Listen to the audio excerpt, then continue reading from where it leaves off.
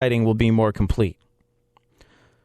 This makes my freaking blood curdle, and there's a reason, and we'll get into it. But there's like a laundry list of things he's copied and used in speeches. He made a speech recounting the plot line from the movie Gattaca. And he copied it from a Wikipedia entry.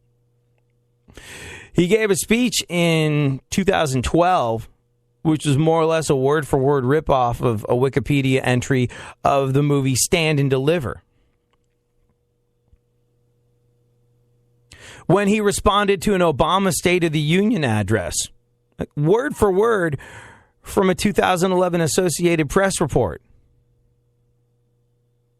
When he gave a speech at Howard University, ridiculously close to a Focus on the Family magazine article BuzzFeed reported government bullies contained 3 pages from. He borrowed heavily from a 2003 Heritage Foundation study and a passage from a Cato Institute report. What did he say? What did he say when people popped him for plagiarizing and copying and pasting other people's ideas and passing them off as his own? He said he was a victim of haters. Yeah, presidential hopefuls shouldn't use the term haters. That's not okay. They hate us because they ain't us. Sounds like someone's peanut butter and jealous. What? Haters. Haters trying to keep the man down. Dickbag. At first he said he was a victim of haters. Then he admitted to being sloppy.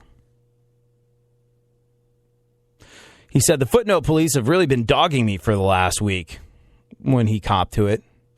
I will admit that, and I will admit sometimes we haven't footnoted things properly. He also said, I think the spoken word shouldn't be held to the same sort of standard that you have if you're giving a scientific paper. Oh, I know a lot of comedians that make their living off of this sort of thing that would disagree. I would disagree as being a guy who makes his living off of this sort of thing.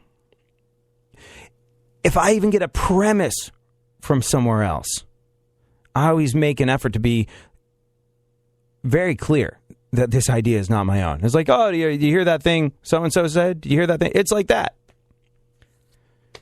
The spoken word, You're just saying, okay. You think the spoken word shouldn't be held to the same sort of standard? You just think that because it's easier to pass it off as your own because it's not written. Therefore, it's harder to do a Google search and find out if you stole it from Wikipedia, you effing tool. But he said that people going after him, he takes it as an insult. He will not lie down and say people can call me dishonest. But you know what's a reasonable, grown-up, potential presidential nominee type of response when people notice that you're cutting and pasting your speeches from Wikipedia? It's to say, gee whiz, I'm looking at being president. An ass ton of campaign money. Besides an ass ton of campaign money, the things that are going to get me elected are my ideas, how I present them, and my strength of character. Maybe I should start coming up with some stuff on my own. Nah, he said, and I quote, these were the words that came out of his mouth. I take it as an insult. If dueling were legal in Kentucky, if they keep it up, it would be a duel challenge. Pistolas at dawn, 50 paces. So, basically, Rand Paul said he would like to shoot you if you call him out on copying and pasting his speeches from Wikipedia. I just like to refresh ourselves on all this sort of stuff because moving forward in 2016, people are going to be thinking about pulling the lever for him possibly, and it's clear to, if this stuff doesn't bother you, well, that's fine. But we should remain aware of all the facts. He said the only reason why he didn't duel was, quote, because I can't hold office in Kentucky then. Maybe he should stick to copying and pasting other people's work because I guess his own ideas involve problem solving with pistols at 30 paces. There's a blog. It's called Plagiarism Today. And they said in a USA Today article, Rand Paul's book, speeches, and an article fit the definition of plagiarism. He said, even in quantities less than this, it can result in disciplinary action against a student. Also, Rand Paul's a former medical school student. And the folks over at Plagiarism Today said, I'm sure he would be aware that in an academic environment, this would not be acceptable. God. I mean, if Rand was going to rip off someone's work, why not go after his dad's? I really wanted to like Rand Paul. I like his dad, Ron Paul.